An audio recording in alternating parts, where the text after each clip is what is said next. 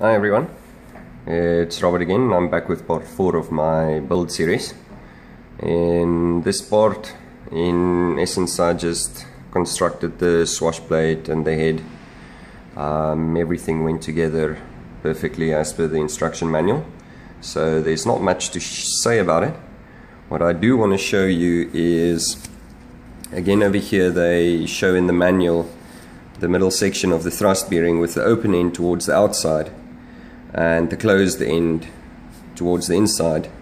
I packed mine with grease obviously, and then I flipped it the other way around, because in my mind the open end should point inwards and the closed end outwards, so the grease doesn't spin out as much when the rotor head starts spinning. I've received on my thread that I'm running on HeliFreak Buy and Build Logo 800. I've received quite a few tips. There's a lot of guys that actually assisted. Obviously want to say thank you to everyone, but yeah, just to run through the tips quickly.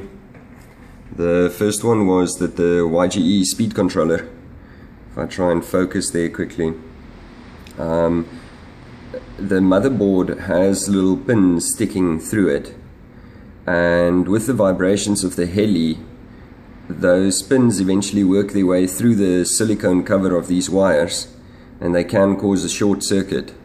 So what I've done is I shoved heat shrink in as far as I could on both sides, and I heat shrinked it down so that they actually, the cables are stronger. Thanks for that.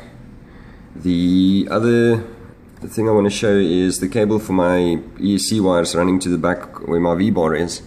I've actually cable tied down, if I can get in there, to the frame over here and at the rear, so that this cable doesn't flop around when the heli is in the air.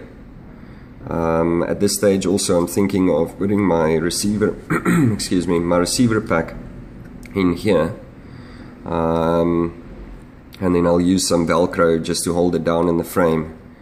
I went ahead and made myself an EC3 wire, which then splits into 2 JR plugs at the back, which powers the V-bar and the servos.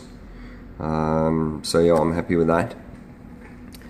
The other thing, it's highly recommended that you actually have your satellite receivers, the antenna, running 90 degrees to each other. So I went and moved this satellite from the position where it was running vertical to now being horizontal and open at the back, and on the other side you will still see there's the other antenna, and that still points vertically. I've also moved the satellite on that side a little bit forward and this one to the rear to create a minimum distance of about 76 millimeters between them, 3 inches. It was mentioned somewhere that should be the minimum distance between your satellite receivers, to get better reception, because they apparently start interfering with each other if they mount it too close. Excuse me. The other tip I've received is the edge guard. One guy mentioned that he went ahead and ordered himself an extra piece of this edge guard, because you do get a piece that you're supposed to install on your canopy at the bottom there to protect these little ridges in the canopy.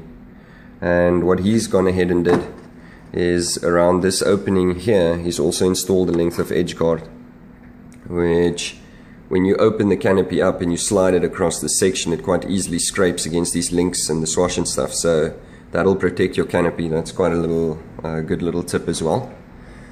Yeah, the rest of it is history. I'm very happy with the way my build turned out. Everything, the wires are almost completely hidden.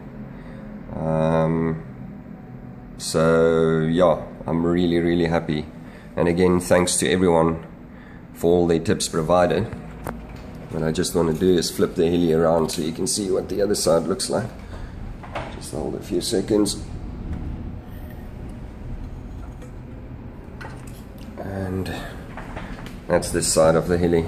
Again, almost no wire showing. So yeah, thank you everyone for your input. I really enjoyed this build. I took quite a bit longer than I would usually, but I'm really happy with the way it turned out. While I'm thinking of it, just quickly, my satellites, I checked my VBAR log and it kept on saying switching satellite. So I checked online and they said it's not a problem if it happens intermittently, but mine did it every second. It logged an entry in my VBAR log saying that it switched the satellites. So what I went and did was, these are DSM-X XXTREME satellites. I went in the setup and I saw that there are two options for the satellites for the DSM-X. The one is 11 milliseconds and the other one 22 milliseconds. And mine was originally on 11 milliseconds. I changed it to 22 milliseconds, redid my binding from my radio, and now it's perfect. It doesn't show up, no, there's no single entry for switching satellites at this stage.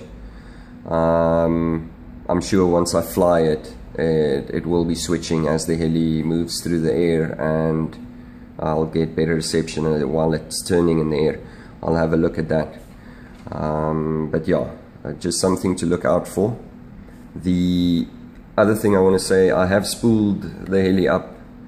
Also checked the VBAR log after spooling up, and the vibrations is minimal at this stage. I'm sure that might change a little bit when I put on the main blades, but yeah, at this stage there's almost no vibrations in the VBAR log, so everything seems to be good as well.